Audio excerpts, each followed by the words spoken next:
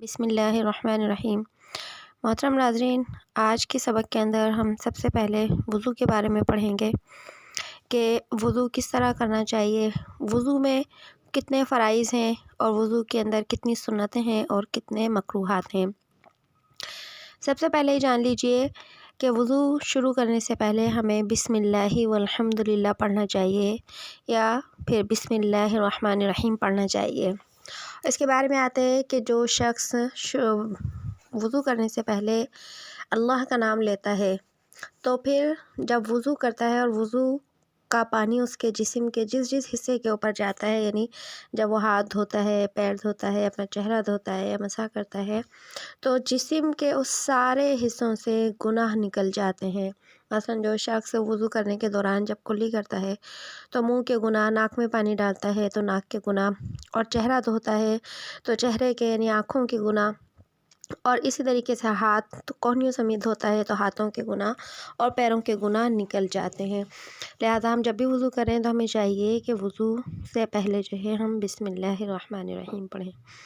وضو کے اندر کل 4 فرائض ہیں، اور فرض وہ عمل ہوتا ہے جس میں سے اگر کوئی ایک چیز بھی جان کر کوئی انسان چھوڑ دے یا بھول کر رہ جائے تو ہمارا وضو نہیں ہوگا، اور وضو کے ان 4 اعضاء کے اندر سے اگر کوئی بال کے برابر بھی جگہ سوکھی رہ جائے گی تو انسان کا وضو نہیں ہوگا، اور جب وضو نہیں ہوگا تو وضو سے کی گئی نہ نماز ہوگی اور نہ ہی کوئی اور اس کا عمل ہوگا۔ لہذا وضو کے فرائض میں سب سے پہلا ہے چہرہ دھونا، نمبر 2 کوہنیوں سمیت دونوں ہاتھ دھونا، نمبر 3 چوتھائی سر کا مسح کرنا، اور نمبر 4 دونوں پیر ٹخنوں سمیت دھونا۔ یہ 4 وضو کے فرائض ہیں جن کا کرنا ہر صورت میں ضروری ہے۔ لہذا اگر کہیں پر ایسا موقع ہو کہ پانی کم ہو یا وقت کم ہو تو ان 4 اعضاء کو دھو لینے سے جو ہے، اور سر کا مسح کر لینے سے، اور 3 اعضاء کو دھو لینے سے جو ہے ہمارا وضو مکمل ہو جائے گا، اور اس وضو سے پڑھی گئی جو نماز ہے وہ صحیح ہوگی۔ اس کے بعد ہم آتے ہیں وضو کی سنتوں کی طرف کہ وضو کی جو ہے کچھ سنتیں ہیں۔ سنتیں وہ عمل ہوتی ہیں جن کو ہمارے نبی صلی اللہ علیہ وسلم نے خود بھی کیا اور اس کو کرنے کی تاکید اپنی امت کو دی۔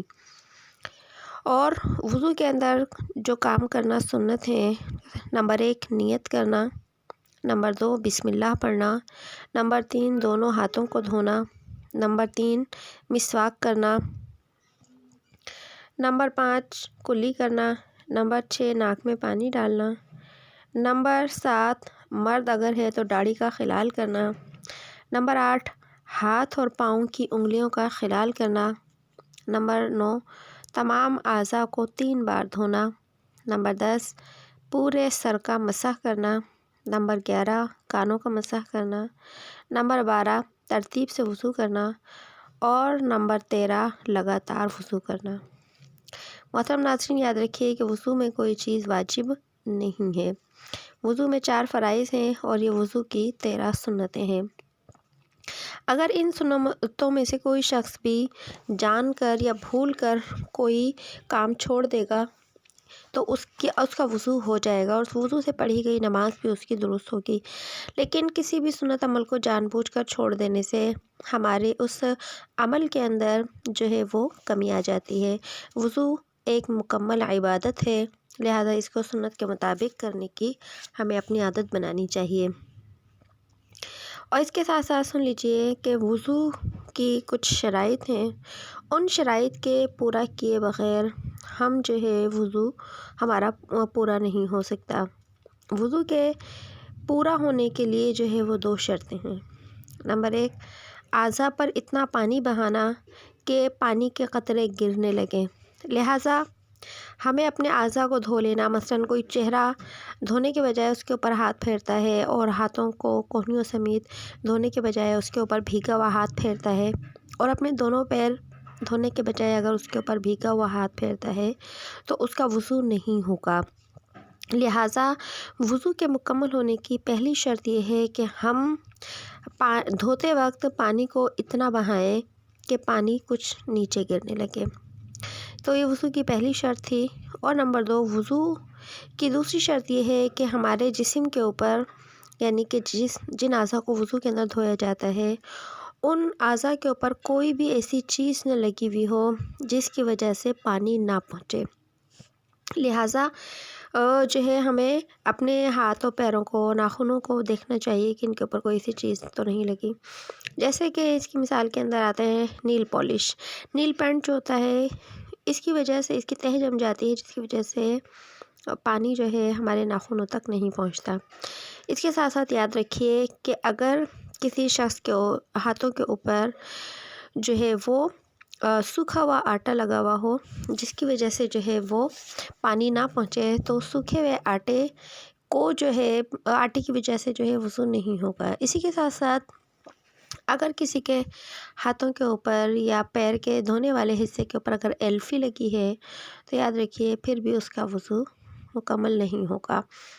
اور اگر اسی طرح کسی کے ہاتھ پیروں کے کسی حصے کے اوپر اگر سمت بون لگی ہے تو بھی اس کا وضو صحیح نہیں ہوگا۔ اسی کے ساتھ ساتھ کوئی بھی ایسی چیز جس کی تہ جم جاتی ہو تو اس کی وجہ سے جو ہے وضو صحیح نہیں ہوگا۔ اور اسی کے ساتھ ساتھ محترم ناظرین سن لیجئے کہ آج کل میک اپ کے اندر استعمال ہونے والا واٹر پروف مسکارا اور آئی لائنر جس کی تہ ہماری آنکھوں کے اوپر اور پلکوں کے اوپر جم جاتی ہے اس کی وجہ سے بھی اس کو اتارے بغیر اور اس کو چھڑائے بغیر جو ہے ہمارا وضو صحیح نہیں ہوگا۔ لہٰذا ان چیزوں کو جو ہے اتار کر وضو کا کرنا ضروری ہے۔ اس کے بعد سن لیجئے کہ وضو کے مستحبات کتنے ہیں۔ مستحب وہ کام ہوتا ہے جس کے کرنے کی وجہ سے اس عمل کا ثواب زیادہ ہو جاتا ہے۔ تو جب ہم یہ کام کریں گے تو پھر ہمارے وضو کا ثواب جو ہے وہ زیادہ ہوگا اور اس وضو کے اندر نورانیت پیدا ہوگی۔ تو سن لیجئے کہ وضو کے 5 مستحبات ہیں۔ نمبر 1 اونچی جگہ پر بیٹھ کر وضو کرنا۔ نمبر 2 قبلہ رخ ہو کر وضو کرنا۔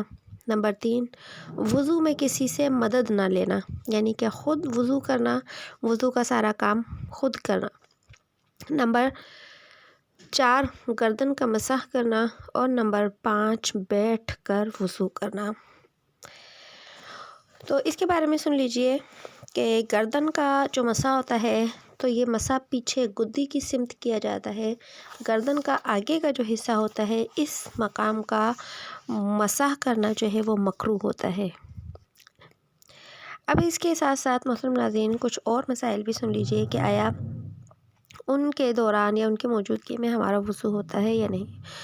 بہت سے لوگ یہ سوال کرتے ہیں کہ اگر ہم اٹیچ باتھ روم کے اندر وضو کرتے ہیں تو آیا وضو ہوتا ہے یا نہیں ہوتا۔ بہت سے لوگوں کے گھروں کے اندر واش روم کے اندر جو ہے وہ واش بیسن لگا ہوتا ہے تو آیا اس پر وضو کیا جا سکتا ہے یا نہیں۔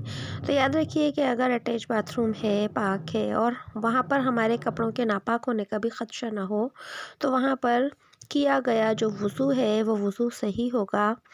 لیکن اس مقام پر وضو کے شروع کرنے سے پہلے جو بسم اللہ پڑھی جاتی ہے وہ ہم اپنے دل کے اندر پڑھیں گے اور وضو کے آخر کی جو دعائیں ہوتی ہیں وہ بھی ہم اپنے دل کے اندر پڑھیں گے۔ ہم اپنی زبان کی ادائیگی کے ساتھ بیت الخلاء کے اندر یعنی واش روم کے اندر ان دعاؤں کو نہیں پڑھ سکتے۔ اس کے ساتھ ساتھ بہت سے لوگ یہ سوال کرتے ہیں کہ جی آیا بیٹھ کر وضو نہ کیا جائے بلکہ کھڑے ہو کر وضو کیا جائے، جیسا کہ آج کل کا دور ہے جس دور کے اندر ہم ہیں وہاں پر تقریباً گھروں کے اندر کھڑے ہو کر وضو کرنے کی ترتیب ہے۔ تو کھڑے ہو کر وضو بالکل ہو جاتا ہے لیکن بیٹھ کر وضو کرنا مستحب ہے، یعنی بہتر یہ ہے کہ بیٹھ کر وضو کیا جائے، لیکن اگر کوئی شخص کھڑے ہو کر وضو کرتا ہے تو اس کا وضو صحیح ہوگا اور مکمل ہوگا۔